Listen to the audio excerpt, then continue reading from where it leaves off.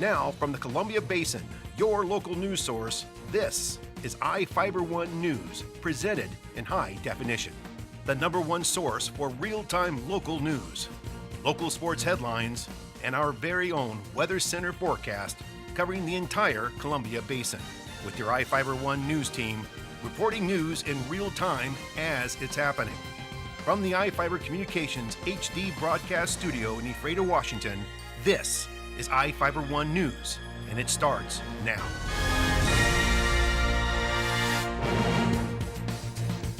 Welcome to iFIBER 1 News. I'm Cody Johnson reporting news from around the Columbia Basin for Thursday, May 23rd. Tonight we report on a car running from police that crashed into a Moses Lake home. And Quincy talks about withdrawing from INET. We also look at how the soap boxes are returning to Soap Lake and who is and who isn't getting raises in Olympia this year. In sports, we have the final results from the state high school golf tournaments and an update on the Pac-12 men's baseball season. Our spotlight story tonight is about a group of fifth graders taking part in a different type of racing. And we have the latest weather forecast for the Columbia Basin from the iFIBER 1 Weather Center. Our top story tonight, the driver of a car that struck a house in Moses Lake told police she was forced to drive away from pursuing officers.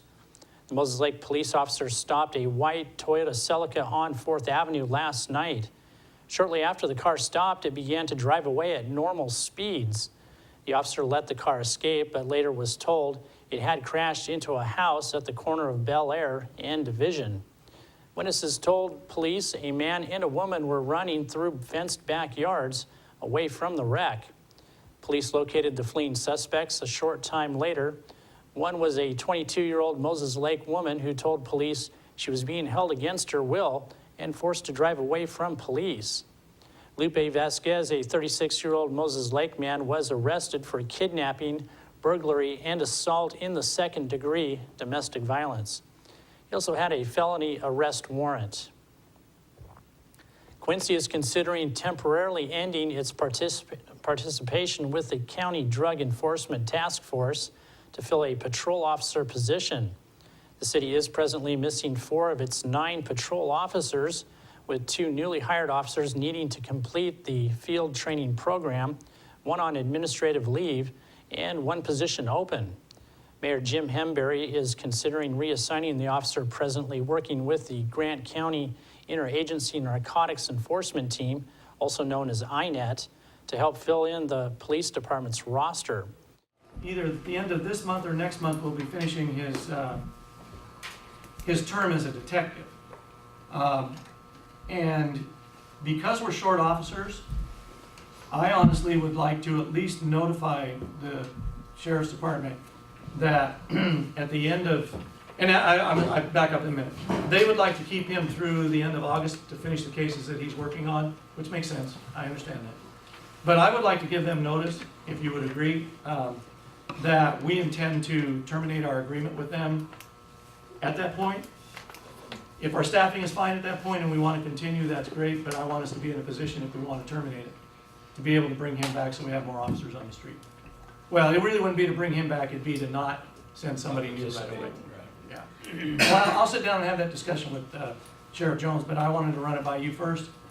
INET does a great job, but we need to take care of stuff here when we're short people, so I think at this point, I think it'd be a better move to. Yeah. Hemberry said the task force does a great job, but with the department short on officers, it made more sense to have the officer in the city, and the city council agreed. The now nationally sanctioned All-American Soapbox Derby is rolling through Soap Lake.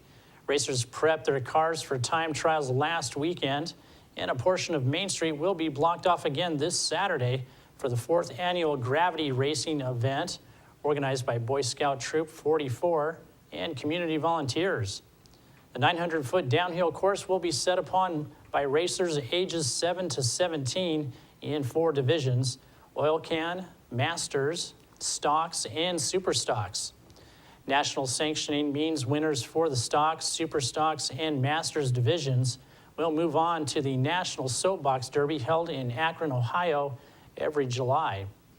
Pits open at 7 a.m. and side-by-side racing starts at 9, continuing throughout that afternoon. Volunteers are still needed for the event. Anyone interested in lending a hand is asked to call 509-754-3300. For a different kind of fun, the 61st annual Last Stand Rodeo is taking place in Coulee City this weekend. According to event organizers, it's where the yeehaw started. The event kicks off with a Bolorama and a Main Street party Friday night at 7 p.m.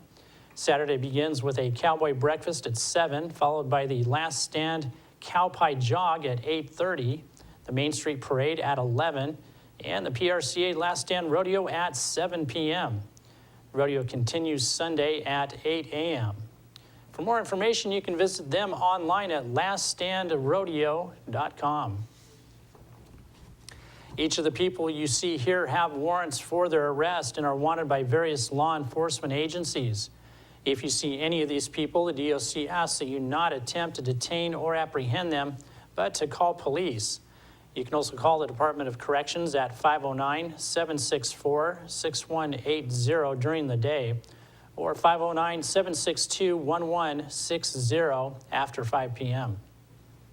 Stay tuned. We'll be right back after these messages with the latest from the iFIBER One Weather Center, and we've got sports and more news on the way.